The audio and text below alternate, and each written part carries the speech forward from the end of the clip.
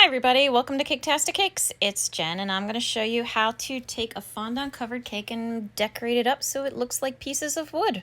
And if you find this video helpful, please like and subscribe because I find that super helpful. And if you need any tools or supplies you see me using, check the link in the description below. It should be able to help you out. Alright, to begin with my cake, I had just a regular old rectangle cake that I had baked. And I was planning on using this as a background for a different cake. I was going to put something on top of it, but then that plan just fell apart so spectacularly that I ended up with this. And so I'm like, you know what? It still looks okay. Maybe someone will get some use out of this. So here you go. Here's my little tutorial. All right.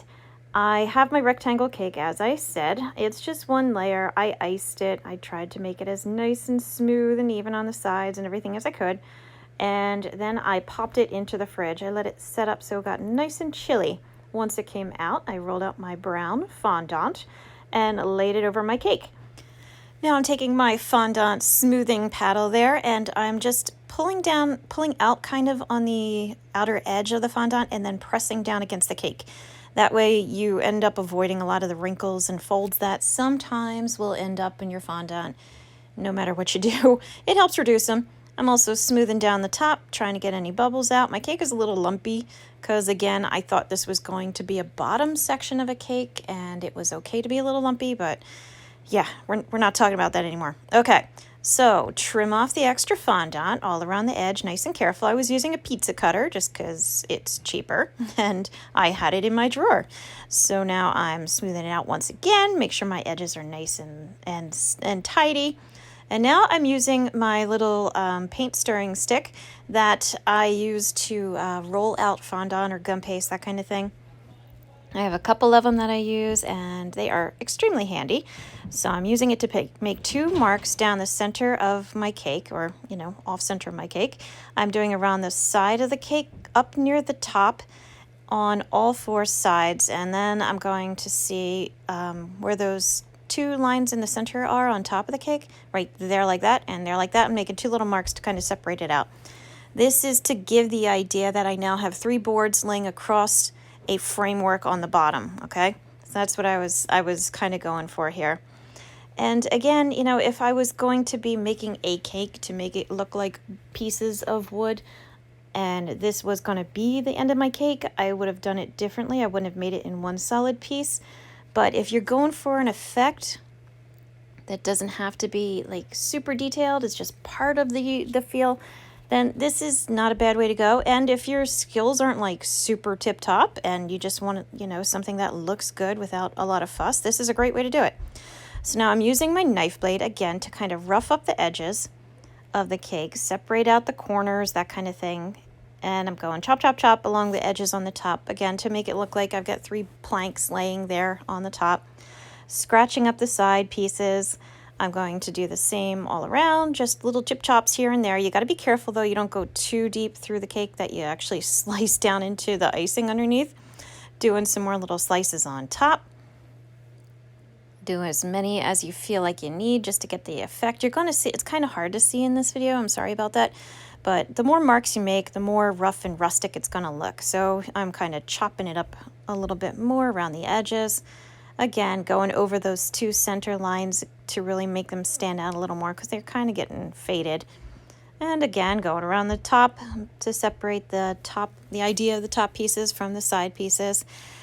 And now I'm just filling it in with a little bit more color. I'm using food coloring markers, so this is all edible. You don't have to worry about anything like that.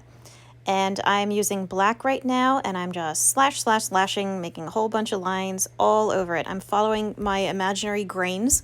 So on my side frames, it goes, you know, left and right. On the top pieces, it goes up and down with the length of the boards. I'm using now a brown food coloring marker here. It's kind of a darker brown, so it stands out against the brown of the fondant. And just slash. You can see it's putting little spots in it, which I didn't notice at first, but now I can see it. So there you go, making it a little rougher, making it a little bit more like wood. I'm now having some gray gum paste or fondant. It doesn't matter in this situation. It's just gray. Roll it out nice and thin. I'm cutting out some small circles and I'm just sticking 2 on each section of the board at each end to make it look like I hammered it all together, or it was hammered all together.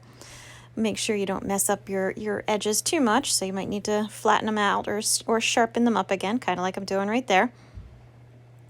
I put the 2 on each board, I put 2 on each side, so now it looks like I hammered it in the top and bottom into the sides.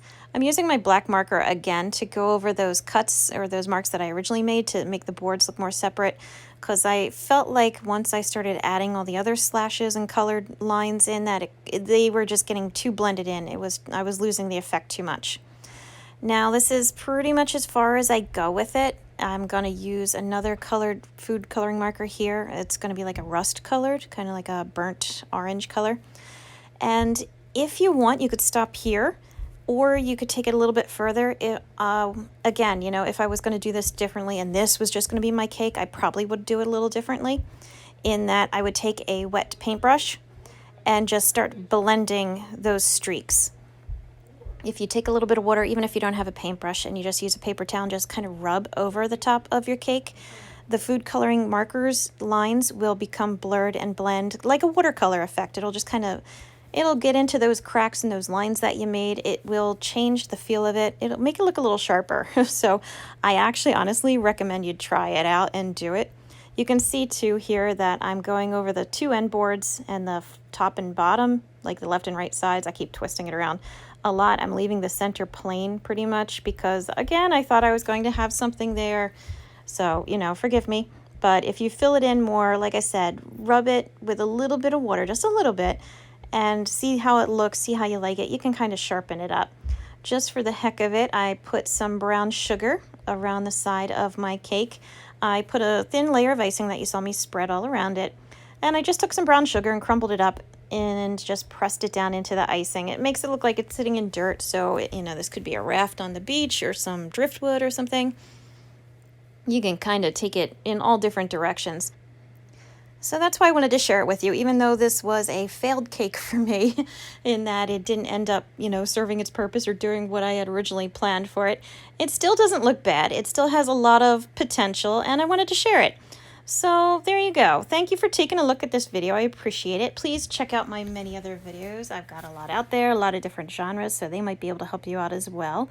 And as always, thank you for watching Caketastic Cakes.